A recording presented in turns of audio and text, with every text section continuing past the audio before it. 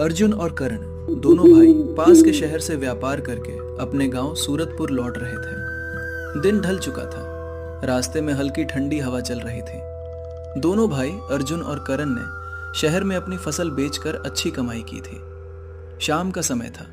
आसमान में काले बादल छा रहे थे। उनके बैल अपनी मस्त चाल में धीरे धीरे चल रहे थे, जैसे उन्हें दुनिया की भागदौड़ से कोई जल्दी ना हो। रास्ता लंबा था और चारों ओर खेतों की मिट्टी की सौंधी खुशबू फैली हुई थी। अरे अर्जुन, देख तो क्या सुहावना मौसम हो गया है। हवा में मिट्टी की खुशबू कितनी प्यारी लग रही है ना। बिल्कुल भैया, और आज तो फसल भी अच्छे दामों में बिक गई। भगवान का लाख लाख शुक्र है, मेहनत रंग लाई। लेकिन देख अर्जुन, बादल घिरते जा रहे हैं, लगता है बारिश होने वाली है। हाँ भैया, सच कह रहे हो। शहर का शोरगुल तो सिर दर्द कर देता है, लेकिन गांव की ये शांति मन को सुकून दे देती है। अब घर जाकर अम्मा को ये खुशखबरी सुनाएंगे, वो तो बहुत खुश होंगी। अचानक तेज हवा चलने लगी। पेड़ों के पत्ते सरसराने लगे और धूल उड़ने लगी। बैल भी बेचैन हो गए और रुक रुक कर चलने लगे। चलो थोड़ी रफ्तार बढ़ा लेते हैं, नहीं तो बीच रास्ते में भीग जाएंगे। अरे भीग भी गए तो क्या, बचपन याद आ जाएगा जब हम खेतों में बारिश में नाचते थे। हाँ, वो दिन भी क्या दिन थे। अब तो बस जिम्मेदारियां ही जिम्मेदारियां हैं। सही कहा तूने। लेकिन चाहे वक्त कितना भी बदल जाए, गांव की मिट्टी और इसकी खुशबू हमेशा अपनी लगती है।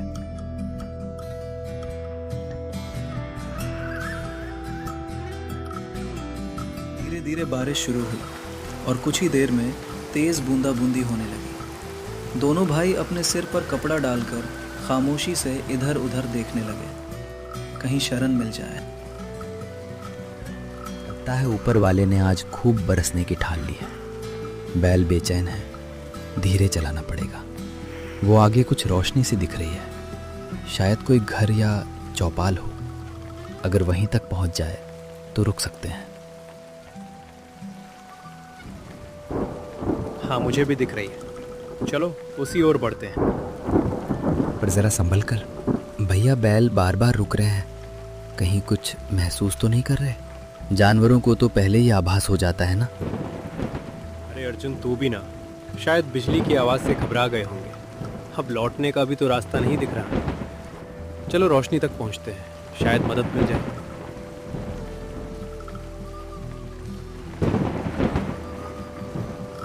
पता नहीं भैया, ये रास्ता कुछ जाना पहचाना नहीं लग रहा। उम्मीद है भैया, वरना ये इलाका डराने लगा है।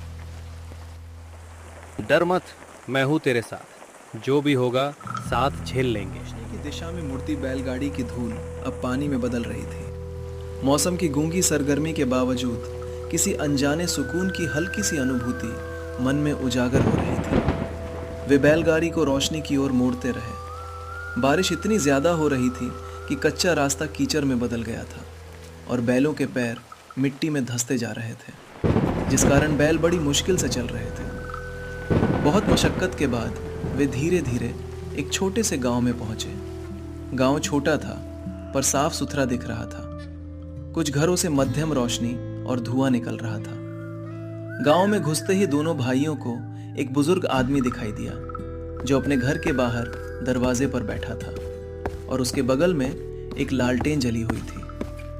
बुजुर्ग आदमी ने दोनों भाइयों को ध्यान से देखा और फिर धीरे धीरे मुस्कुराए। उस मुस्कान में एक अजीब सा रहस्य छिपा हुआ था।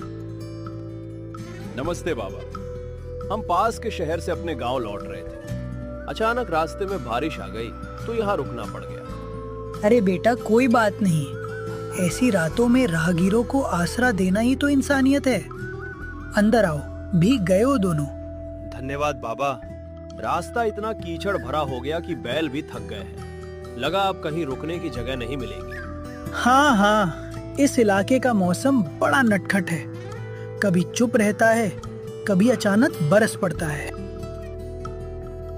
कुछ क्षणों तक वो यूं ही देखता रहा, फिर अचानक उठा और अपने घर की ओर मुड़ गया। उसने इशारे से दोनों भाइयों को भी अपने घर में रुकने के लिए कहा।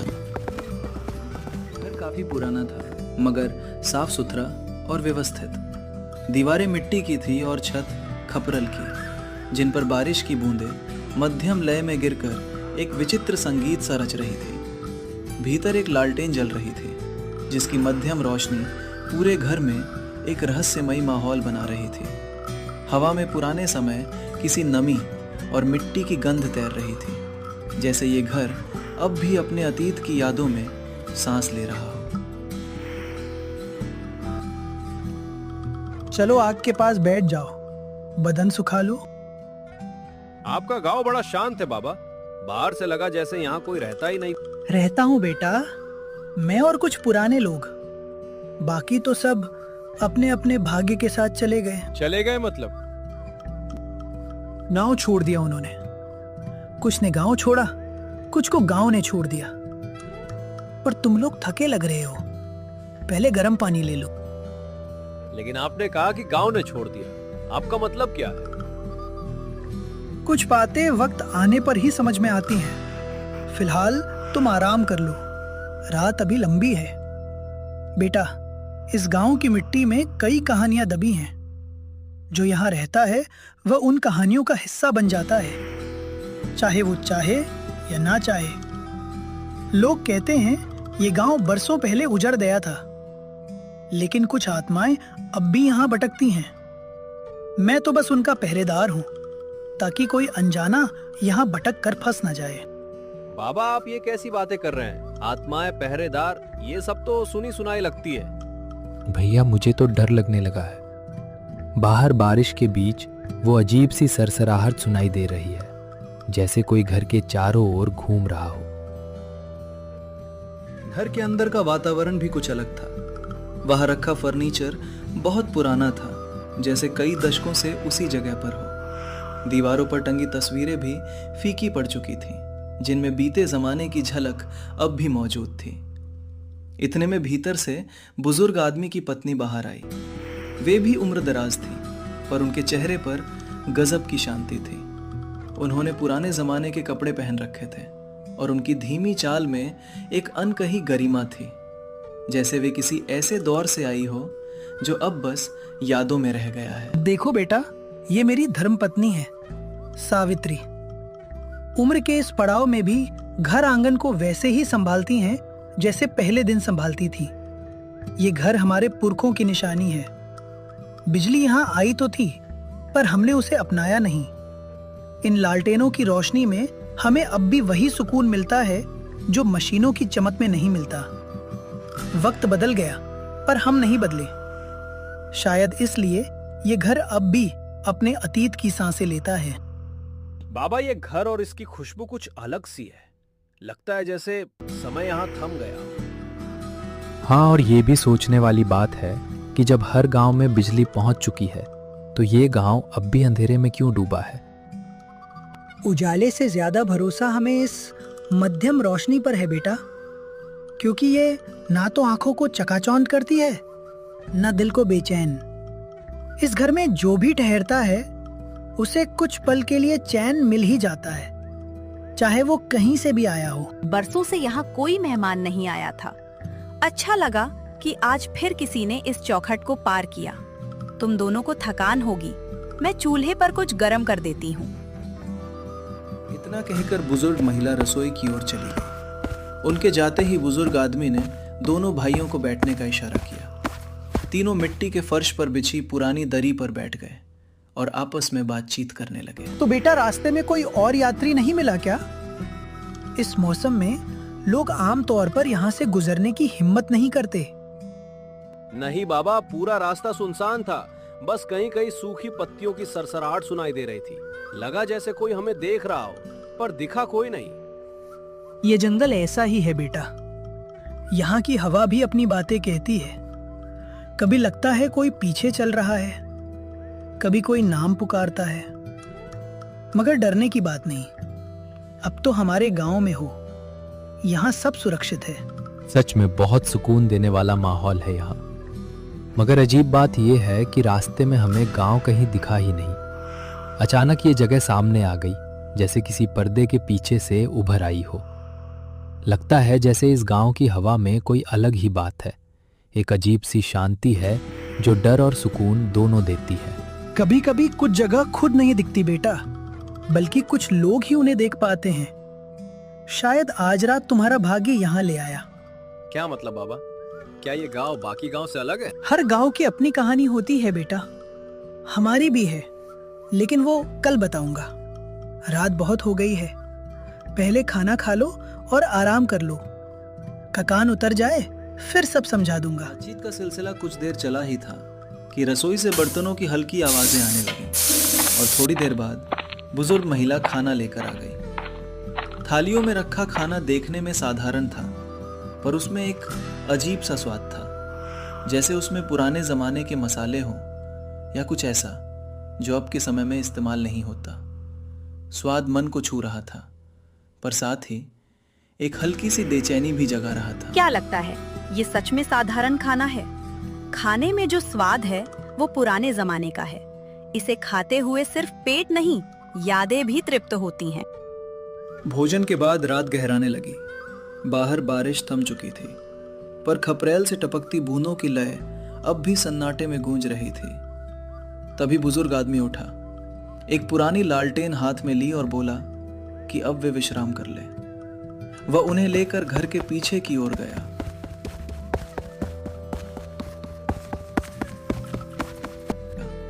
जहां एक छोटा सा कमरा था, पुराना लेकिन साफ सुथरा। उसने मुस्कुराते हुए कहा कि आज की रात वे यहीं ठहर जाएं। बेटो, अब विश्राम का समय है, आज रात यहीं रहो, सुरक्षित रहोगे। ठीक है बाबा, लेकिन ये कमरा इतना पुराना है फिर भी साफ सुथरा दिख रहा है। कमरा छोटा है पर अजीब सा सुकून है।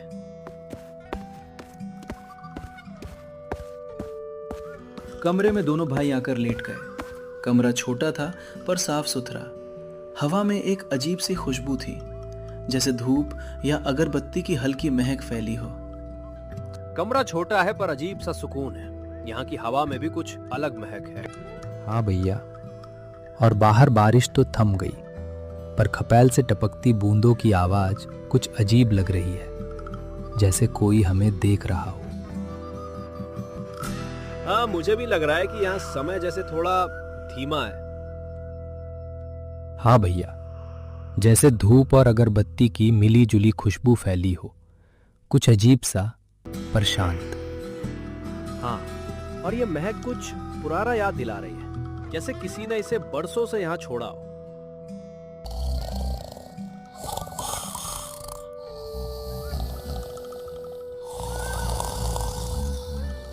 रात के करीब 1 बजे माधव को तेज प्यास लगी।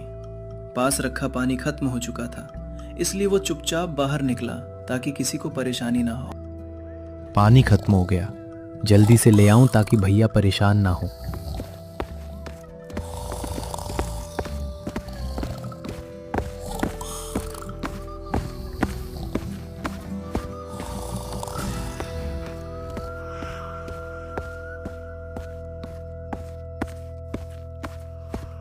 आंगन में पूर्णमासी की चांदनी फैली हुई थी और चारों ओर अंधेरा शांतिपूर्ण दिख रहा था। आंगन के बीचों बीच एक छोटा सा पुराना कुआं था, जिसके चारों ओर पत्थर लगे थे। जब कारण ने कुएं में झांका और पानी निकालने की कोशिश की, तो कुएं के अंदर से अजीब सुनी आवाजें आई, पहले धीमी फिर और साफ। हवा में अचानक एक ठंडी सहरन दौड़ गई और चांद की रोशनी मानो एक पल के लिए घट गई। कारण ने फिर से ध्यान से सुना और उसके दिल की धड़कन तेज हो गई। कुएं के अंधेरे में कुछ भी दिखाई नहीं दे रहा था, फिर भी वहां किसी अविचलित मौन का एहसास था, जैसे कोई मौजूद हो और परछाई की तरह दम ले रहा हो। तभी बिल्कुल उसके ठीक पीछे से धीमे से कोई आवाज गूंजी। ये रात, ये चांदनी, सब कुछ अपने हिसाब से बोलती है। माधव ने डर कर धीरे धीरे मुड़कर पीछे देखा तो बुजुर्ग आदमी वहां खड़ा था। चांदनी की रोशनी में उसका चेहरा बिल्कुल सफेद दिख रहा था और उसकी आंखें अजीब तरीके से चमक रही थीं। अजीब है, कुएं से कुछ आवाजें आ रही हैं, पहले तो हल्की, फिर धीरे धीरे साफ। ये क्या है? यहाँ जो दिखाई देता है वह हमेशा सच नहीं होता, लेकिन तुम डर मत, बस ध्यान से देखो और सुनो। कारण के रोम रोम में सिगरन दौड़ गई। बुजुर्ग आदमी की आंखों में एक रहस्यमयी चमक थी और उसकी बातें सुनकर ऐसा लग रहा था जैसे वो कुछ और ही कह रहा हो। करण तुरंत कमरे में लौट आया।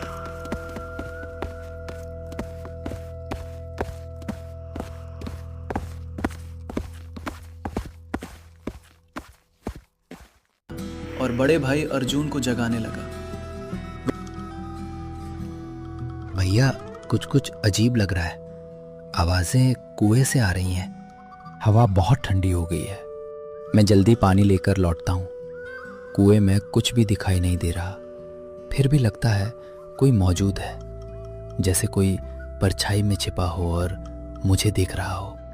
उसने विस्तार से बताया कि कुएं से आती आवाजें, बुजुर्ग आदमी का अजीब व्यवहार और उसकी डरावनी बातें, सब कुछ बेहद असामान्य और भयभीत करने वाली थी।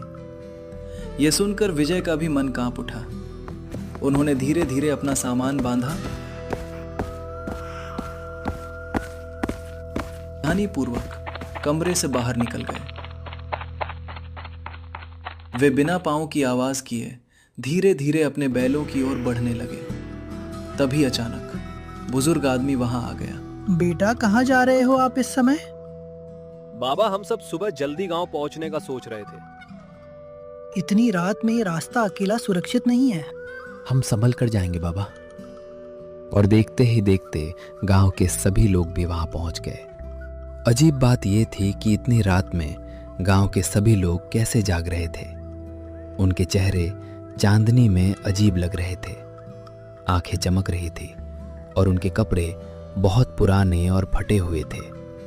तभी उनके बीच से एक आदमी बोला, अरे तुम लोग हमारे मेहमान हो, लेकिन अब तुम्हें हमेशा के लिए इसी गांव में रहना पड़ेगा। अब तुम हमारे साथ यहाँ रहोगे। भागने की कोशिश मत करना, हम तुम्हें बुला रहे हैं और अब कोई रास्ता नहीं बचा। उसकी आवाज में अजीब सी खुशी थी। उसकी बातें सुनकर विजय और कारण की सांसें फूल गई। उन्हें समझ में आ गया कि इस जगह पर कुछ बहुत बड़ी गड़बड़ी है। तुम हमारे साथ रहो। अब तुम्हारा यहाँ से निकलना आसान नहीं। जो यहाँ आता है वो हमेशा के लिए इसी जगह का हिस्सा बन जाता है। हाँ, ये हमारा नियम है। जो भी यहाँ आता है वो हमेशा के लिए यहाँ रुकता है। अब तुम भी हमारी तरह बनोगे। दोनों भाइयों ने एक दूसरे को देखा और तुरंत वहां से दौड़कर भागने लगे। दौड़ते हुए वे अपनी बैलगाड़ी के पास पहुंचे और तुरंत उस पर चढ़ गए। उन्होंने बैलों को तेजी से हाँकना शुरू किया। डर के मारे बैल भी तेजी से दौड़ने लगे। अर्जुन ने पीछे मुड़कर देखा तो उसकी आत्मा कांप उठी। वे लोग उनका पीछा लेकिन जमीन पर नहीं, वे हवा में तैर रहे थे। उनके पैर जमीन को छू भी नहीं रहे थे। खतरनाक खतरे को भांपकर बिना रुके तेजी से दौड़ते रहे। पीछे से गांव वालों की अजीब सी आवाजें आ रही थी जो रोंगटे खड़े कर देने वाली थी। वे पूरी रात भागते रहे। जब सुबह हुई तो काफी दूर निकल आए। सूरज निकलते ही उन्होंने एक असली सामान्य गांव देखा, जहां लोग अपने रोजमर्रा के कामों में व्यस्त थे।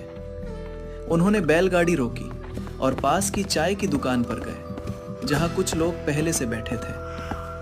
तभी उन्होंने पास के गांव के बारे में उनसे पूछना शुरू किया। अर्जुन, लगता है हम सच में बच गए। देख, ये गांव बिल्कुल सामान्य है। लोग रोजमर्रा के काम में व्यस्त हैं। अगर थोड़ी देर भी हम अटकते तो पता नहीं क्या होता। शायद हम हमेशा के लिए वहीं उसी गांव में रह जाते और कभी भी अपने गांव नहीं लौट पाते। क्या आप दक्षिण दिशा में एक गांव के बारे में जानते हैं? कल रात हम वहां रुके थे। हमें वहां बड़े आदर से स्वागत मिला और खाना भी खिलाया गया। लेकिन सच बताऊं तो उनकी बातें बहुत ही अजीब लग रही थी। हमें अपनी जान बचाकर भागना पड़ा। वहां कुछ लोग हमारे पीछे दौड़ रहे थे। हम अब समझना चाहते हैं कि उस गांव का क्या रहस्य है। क्या आप हमें इसके बारे में बता सकते हैं? उनकी बातें सुनकर गांव के ही एक बुजुर्ग ने ध्यान से उनकी ओर देखा और आश्चर्य व्यक्त करते हुए उनसे पूछा। हाँ बेटा, मैं जानता हूँ उस गांव के बारे में। सच कहूं तो वो गांव श्रापित है। पहले भी वहां कई लोग गए लेकिन वापस नहीं लौटे। सारे लोग रहस्यमयी ढंग से गायब हो गए और मर चुके हैं। वो गांव अब हमेशा के लिए सुनसान है। जो भी अजनबी वहां रुकने के लिए बाध्य होता है वो कभी वापस नहीं आता। रात्रि में वहां रुकने वाला व्यक्ति हमेशा के लिए उस गांव में फंस जाता है और गायब हो जाता है। इसीलिए तुम दोनों भागकर सुरक्षित रह गए। ये सच में एक बड़ा चमत्कार है कि तुम बच पाए। देख रहे हो कारण, अब सब कुछ समझ में आ गया। चलो चाय पी लेते हैं और जल्दी यहाँ से निकलते हैं।